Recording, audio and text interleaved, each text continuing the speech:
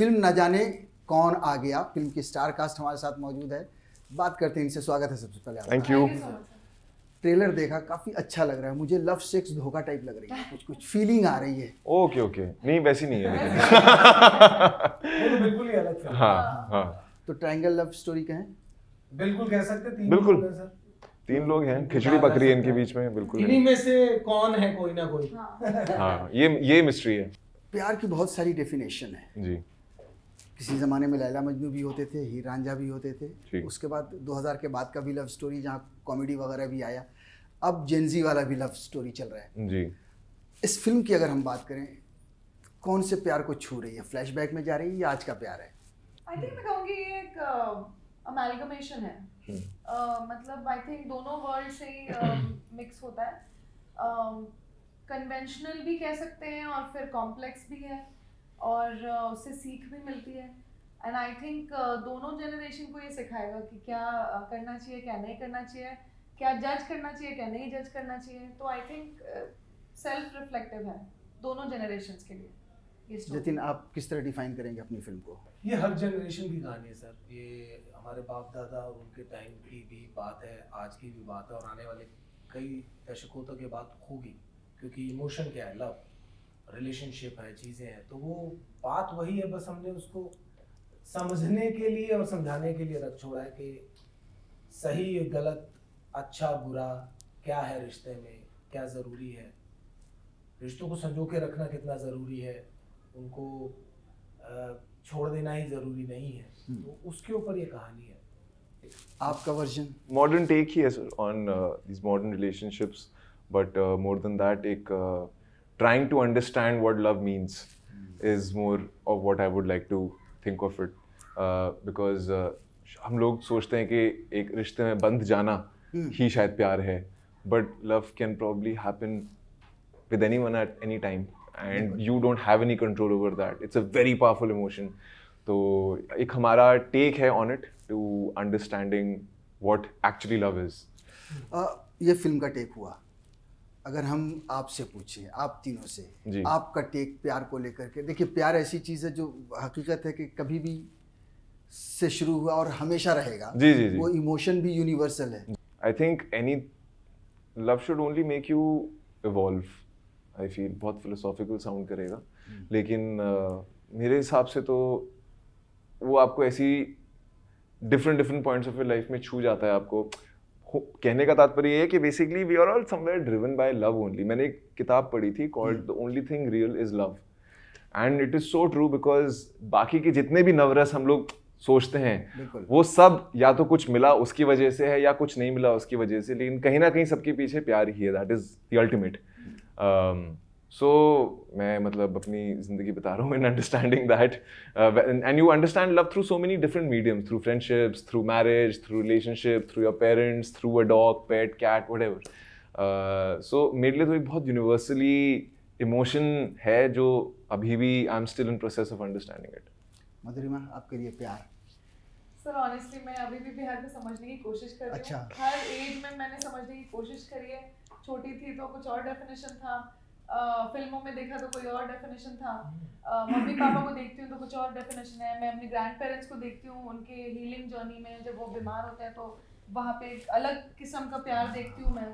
तो मैं समझने की कोशिश कर रही हूँ, बट मुझे एक चीज़ पता है कि मैं अगर अपने लाइफ पार्टनर को देखूंगी तो वो डेफिनेटली एक ऐसा इंसान होना चाहिए जो मेरे साथ पूरा अंत तक रहे और हम दोनों एक दूसरे को प्यार और रिस्पेक्ट से देखें पूरी जिंदगी।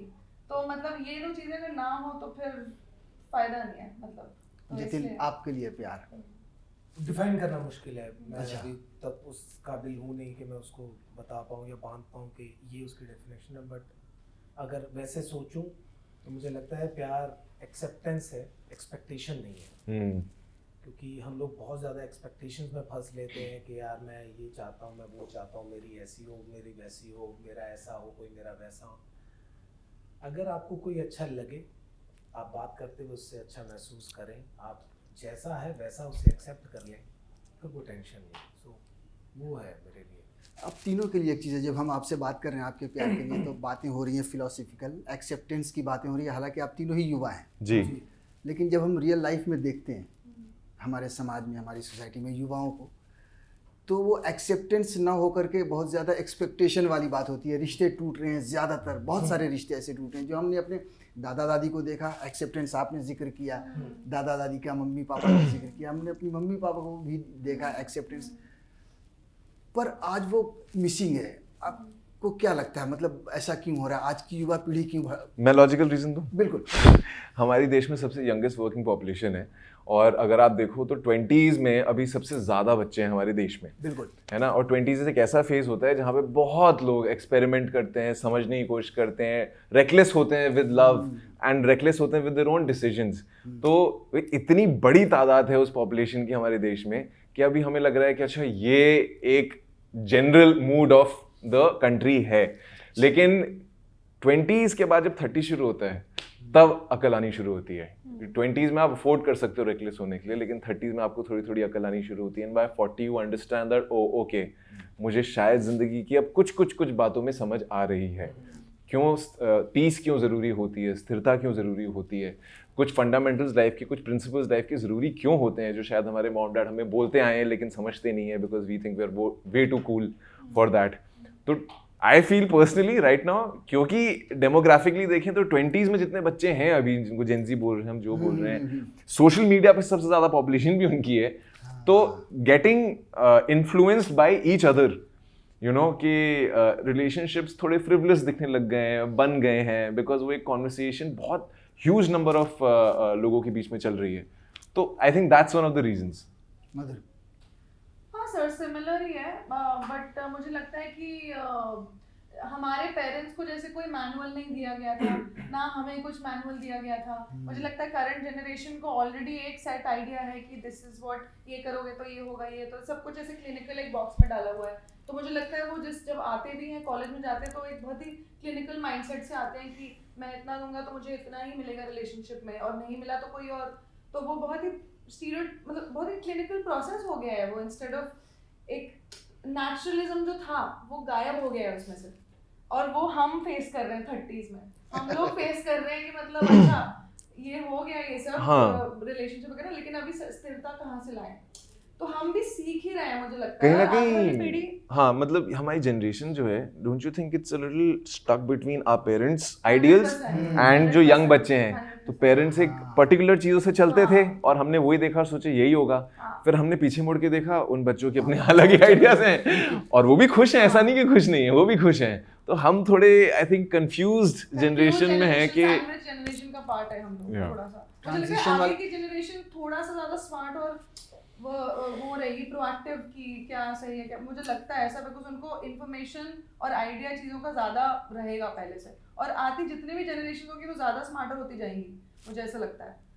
जतिन, चूँकि लव स्टोरी है ये फिल्म, हम आपसे पूछें कि आपकी favourite love story Hindi film industry से कौन सी है? हिंदी में मुझे लैला मजनू बहुत पसंद है, नई वाली, और इम्तियाज़ अली साहब की रॉकस्टार मुझे बहुत पसंद है। कि जिस तरह से वो प्यार को डिफाइन करते हैं, आई थिंक मॉडर्न टाइम में उनसे बेहतर अभी तक कोई वो नहीं कर पाया। Specifically to talk about love story, वो है लव आजकल है। इनफैक्ट लव आजकल 2 मुझे बहुत पसंद है। अच्छा। बहुत लोगों को वो पसंद नहीं आई, ये समझ में नहीं आई मेरे ख्याल में, लेकिन लव आजकल 2 मुझे बहुत पसंद आई थी वो फिल्म। वो बहुत डीप बात है जो है सामने, लेकिन उस पर कोई ध्यान नहीं बर्फी। दे रहा है। तो वो मुझे भी बहुत बहुत। मधुरिमा, आपके लिए फेवरेट लव स्टोरी?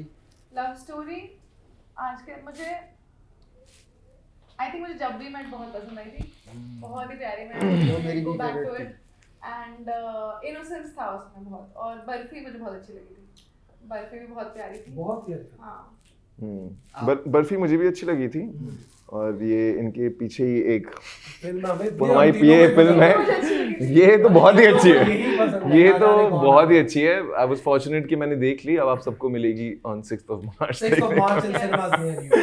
बट एक अनकन्वेंशनल फिल्म बोलूं तो जोधा अकबर भी मुझे अच्छी लगी थी। I mean if you look at it Love story from में। लव स्टोरी के एंगल से अगर आप देखो तो। चलिए, फिल्म रिलीज हो रही है, दर्शकों से क्या कहेंगे, क्यों देखें ये फिल्म? क्यों अपने नहीं अपने देखें? कैमरे को। सीधी सी बात है, कभी अगर आपने प्यार किया है या करना चाहते हो, या करना चाहते हो, तो प्यार का जो दर्द है, जो मजा है, वो जिनको पता है वो जरूर देखें, क्योंकि आपको पता लगेगा कि क्या क्या अच्छा हुआ, क्या क्या गलतियां हुई। तो उससे आप सीख सकते हो। जिन्होंने नहीं किया वो इसलिए देख ले कि क्या होता है। ये वैसे ही है जैसे शादी का लड्डू, जो खाए पछता है, जो ना खाए वो पछता है। तो आप दोनों में से कुछ भी हो, आपको एक फिल्म, एक बहुत इंपॉर्टेंट फिल्म है जो कि देखनी चाहिए। If you think love is important, visually इतनी सुंदर है। If you want to rekindle the idea of love in your life, Yeah. or anyone who's heartbroken also, I think it will get reassured अगर आप ये film देखेंगे तो। पिछले कुछ समय से एक्शन फिल्में बहुत ज्यादा चल रही थी। सैयारा की सफलता ने ज्यादा उम्मीद जगाई होगी। काफी। हाँ जगह लेकिन हमने वो सोच के फिल्म नहीं बनाई। हाँ वो ठीक है। वो फिल्म हमने पहले कंप्लीट करी थी, लेकिन बहुत अच्छी बात है, थैंक्स टू ऑडियंस कि उसने सैयारा को इतना प्यार दिया। दीवाने की दीवानियत, और वो जो एक और फिल्म रिलीज हुई थी हर्ष की, सनम तेरी कसम। सनम तेरी कसम, तो वहां से एक अच्छा वापस से लव स्टोरीज का जो ट्रेंड है वो चला है। तो आई थिंक वही प्यार लोग हमारी फिल्म को भी देंगे। जी And everyone likes a good love story. Yeah. I don't हाँ, Every अच्छी day. लव स्टोरी हो तो Everyone likes it. हमेशा Every day. चलती है, लोग वो पसंद चाहे करते हैं। लोग public इसमें में बोले या ना बोले, घर जाके बिल्कुल। जरूर देखते हैं वो। बिल्कुल बिल्कुल हाँ। बिल्कुल सहमत हूँ मैं। बहुत बहुत शुक्रिया आप लोगों का। Thank you. Wish you all the best. Thank you so much sir. श्रेष्ठ भारत पर खबरों से जुड़े रहने के लिए चैनल को सब्सक्राइब और लाइक करें, बेल आइकन दबाएं और देखते रहें श्रेष्ठ भारत।